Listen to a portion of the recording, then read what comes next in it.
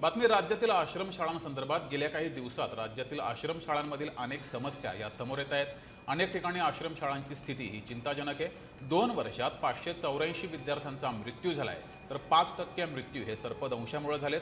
आश्रमशाळांमधील विद्यार्थ्यांच्या सुरक्षेचा प्रश्न त्यामुळे ऐरणीवर आलाय। राज्यातील आश्रमशाळांमध्ये 2 वर्षात 500हून अधिक विद्यार्थ्यांचा मृत्यू झालाय। या संदर्भातील अधिक तपशील पाहूया।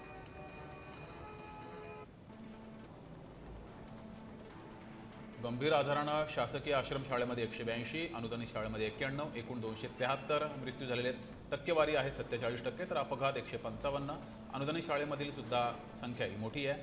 गळफास घेऊन 25 जणांनी आयुष्य संपवले। शासकीय आश्रमशाळेमधील प्रकारे अनुदानितमध्ये 30, एकूण 55, तर सर्पदंशानं शासकीय आश्रमशाळेमध्ये 22, अनुदानितमध्ये 6, एकूण 28 जणांचा मृत्यू झाला। टक्केवारी 5% आहे।